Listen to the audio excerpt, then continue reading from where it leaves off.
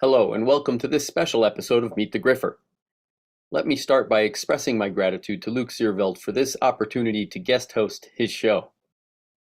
I'm Noel Ramos, and many folks call me MacGyver due to all the many hats I wear on set, both in front of and behind the camera. In front of the camera, I have worked as a spokesperson and actor in short films, features, commercials, and industrials. As a director, I've worked on short films, industrials, and over 30 infomercials to date. I've also had the privilege of working in the art department on films such as Crypto, starring Kurt Russell, and many more projects for which I have designed and built sets and props. However, I probably spend most of my time in G&E, specifically on independent productions. As a griffer, I work on projects as diverse as newbie filmmakers' short films, all the way up to big-budget corporate interview videos at Fortune 200 companies in New York City. Or maybe I'm on set in Boston helping a Predator film an industrial video. Sometimes I'm in Connecticut, griffering for a state of Connecticut public service announcement. When I told Luke about my recent experience as griffer on an independent feature film for which we used aperture lights controlled by the Sidus Link app, I mentioned to him that for me, it was a game changer. That led to my being invited to speak to you about it on his show. While I certainly enjoy creating effective lighting for the projects I work on, admittedly, gaffer is not my main area of expertise. I have been getting much praise for my work in that area, however, and especially on this recent feature film. In my opinion, I owe a lot of it to Aperture's powerful and easy-to-use lights.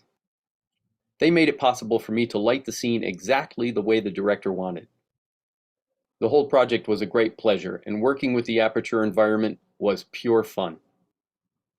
I've used and been impressed by Aperture lights before, but this was my first experience with an entire system of various lights, all simply controlled by a touchscreen pad.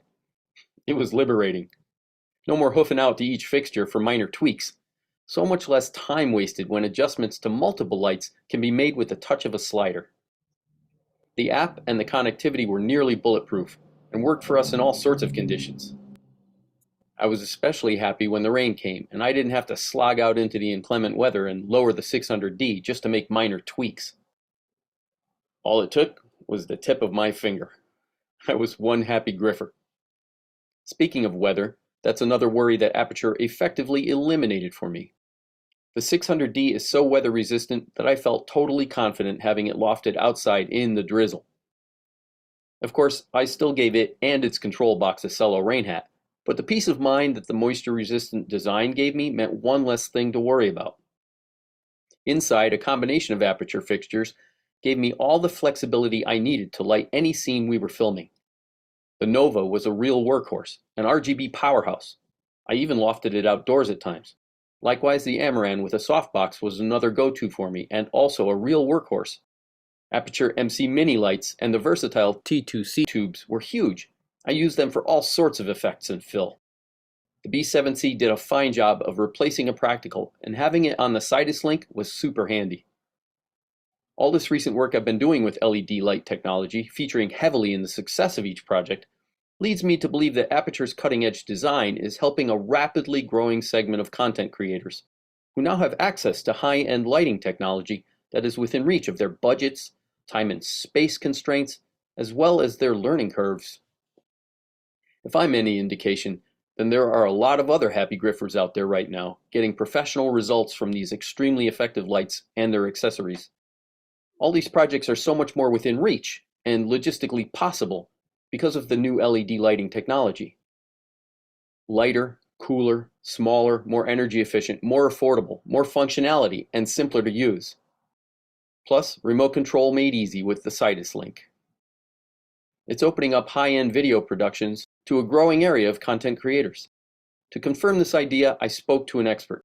Daniel Colmenares works for Aperture and gave me the benefit of his expertise for this special episode.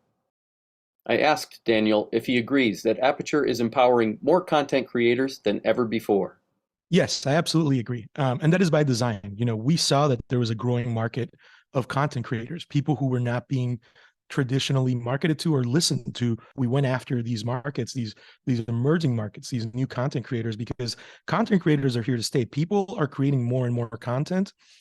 The ability to create content, the barrier of entry for content creation is so much lower than it was even 10 years ago. And so we create tools that enable them to begin their journey, whether they're beginners, high-end filmmakers, or high-end content creators, because that is a separate entity, right? There are entire YouTube channels that are now employing 20, 30, 50 employees and are generating millions in revenue, who are creating content every day. We want to create tools that enable and empower those people to create the content that they're making. Thank you so much, Daniel. Would you please give us your title and tell us a little bit about what you do at Aperture? Yes, I'm the North American Sales Director for Aperture Lighting, and beyond dealing with our dealer network, making sure that our product is in stock throughout the country here in the US and Canada, I'm deeply involved in the training and educational aspects that we do here at Aperture. I do outreach to educational communities as well as to professional filmmakers, indie filmmakers, videographers, wedding photographers, and to educate and to help out on productions when needed. Before we get any further, I would like to thank you, Noel, as well as Luke, for giving me the opportunity to come and to meet the gaffer and talk to you guys. I've been a huge fan of the show. I think that Luke's content, as well as Andrew Luck's with Gaffer and Gear, they're the two premier YouTube channels when it comes to educating professional users in professional fixtures and professional issues. And I have been a fan of the show for a long time. One of the big perks of getting to work at Aperture here was actually getting to be in contact personally with Luke as well as with Andrew. So thank you for the opportunity. You're very welcome. We are very happy to have you here with us. So can you tell me a little bit more about Aperture and how the company got started, and what do you think the main factor in terms of their growth is and was? Aperture Lighting has been around much longer than people realize. You know, I think as a company, we've been around for over 20 years. We started making not just LED lights, but they were also making LED monitors at one point, macro ring light flashes for photography. The owner of the company, the CEO and one of the co-founders, is a huge photography advocate and amateur photographer. And so he wanted to find a manufacturer, someone that was making accessories and items for photographers and for filmmakers that were affordable. I hated the fact that if you are a powerful corporation, a high-end professional, someone with money and means, that is the person that is most likely to get a discount when they walk into a store. They're getting 20, 30, 40% discounts off of list pricing. And what that really does is it keeps the product out of the hands of the indie filmmaker, the person that does not have the means. And it didn't make sense to him that the persons that were in the best place to actually spend money got the best deals, and those that were actually struggling and getting started in the career actually were the ones that were more likely to pay list price. His idea was democratizing filmmaking for everyone. Those were some of the founding philosophies for Aperture. As we grew, part of the reason we become so big so fast, we were kind of seeing what products would work, what products didn't work. And it wasn't until I think around 2012 or 2014 that we started creating our own lights under our own brand. And that's really when you saw our profile take off. And part of that is really due to Ted, who's our other founder here in North America, and his vision and what he saw as an underrepresented market. You know, the content creators of the world, the YouTubers, the Instagrammers, now the TikTokers. Nowadays, we're kind of in this golden age of content, right? Not only is there some fantastic content being created in YouTube and Instagram, but also in all the different streaming formats. So the quality of the content, the ability of filmmakers to make films has risen exponentially. The line has blurred. And so the tools have blurred as well, right? And as technology takes over different aspects of filmmaking, it allows that technology grows, it gets better, it creates, it gives more opportunity to more people to jump into this field. If you can talk about the point in time where you think LED light technology turned the corner from kind of like a novelty to this is some serious gear. I think the most important point in the history of LED technology to where it got us today is the introduction of the 120D. The idea of a point source being able to be an LED light. Until that point, LEDs were really only panels or on-camera lights.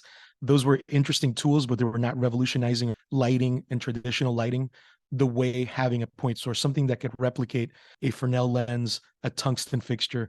The moment that came along, that's the moment that the LED revolution really took off. And then I think the last part that really brought us to where we are, what really differentiates everything, was the invention of LEDs that can do color.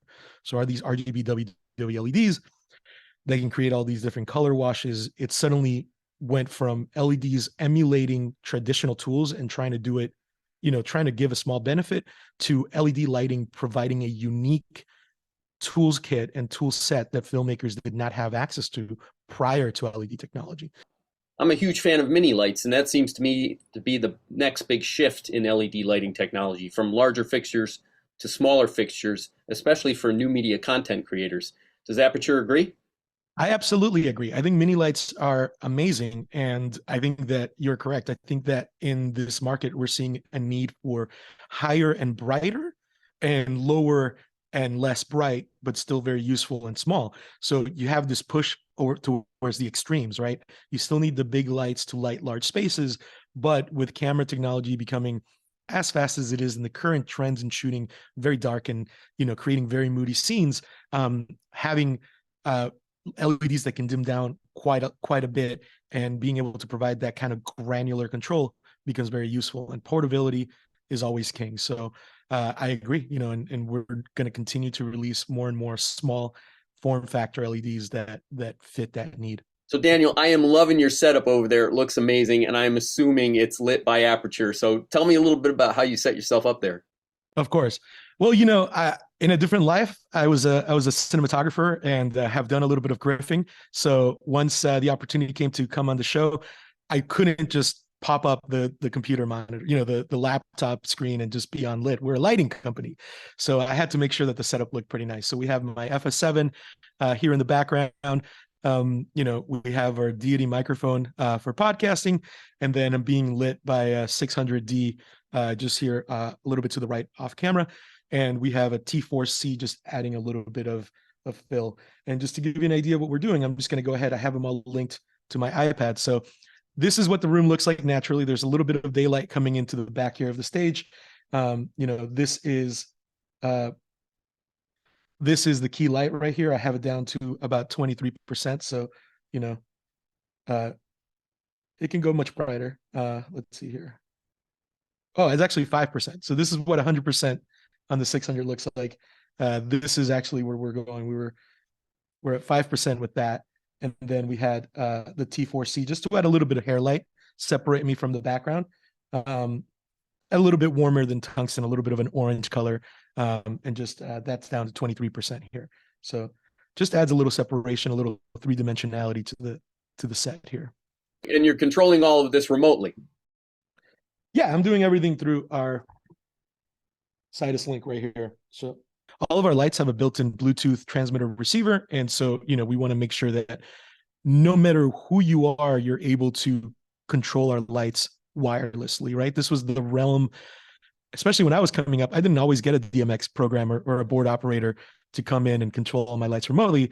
I'm having to run up or send my gaffer out or, Griffer, because most times I'm working maybe with a team of two, possibly three for G&E, if I'm lucky, and just running up ladders and, trying to change things around. Now we can just do it all with an iPad and move forward. It's not going to replace DMX. That's never been the plan. But for indie filmmakers, I say for non-live productions, I think that Sidus Link is a perfect alternative.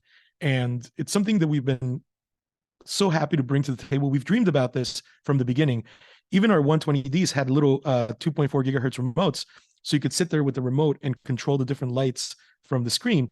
This is just that evolution of how to empower that independent filmmaker to be more efficient and to get more done. Daniel, I'm a member of your Aperture user group on Facebook, and I got to tell you, I'm enjoying it immensely. So what was the impetus to start that group, and how's it been working out for you? Well, thank you so much for saying those things. That we do put a lot of effort and resources into that group. Ted is in there, I'm in there, Brandon is in there.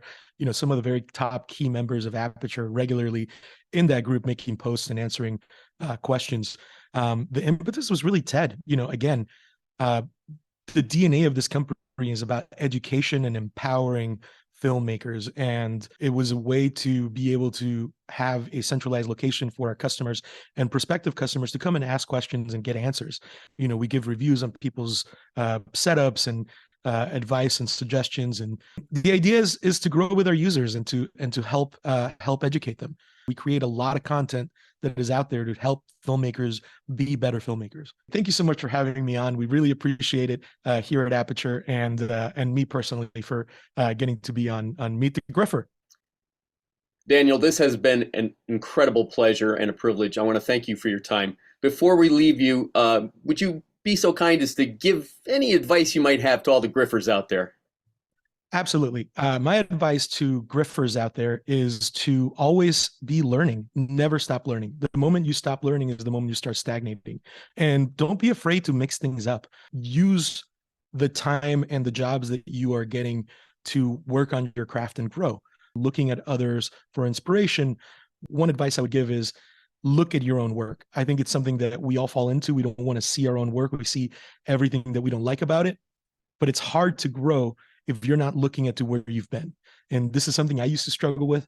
Look at your own work with fresh eyes and think about how you would do things differently. And my last piece of advice is don't forget, this is a business. So take some business administration courses, some communication courses. The biggest difference I see between highly successful filmmakers and those that are struggling to break into that highly successful level is often not creativity or skill. How able are they to communicate and manage people? Because as you grow in your profession, you're going to be managing teams. And not only you're managing teams that are direct reports to you, but you're also answering to teams that are above you. So having that ability to communicate efficiently and properly with these teams and be able to fix what the actual problems are on set and stay cool, it really is going to level up what you do in the projects that you're working on. I'd like to thank Daniel Colmenares and Aperture for all their assistance with this episode. I'd also like to thank Luke Searveld once again for letting me fill in for him. Make sure you hit that like button and subscribe so you don't miss a single episode of Meet the Gaffer. Thanks for watching, and keep the lights on.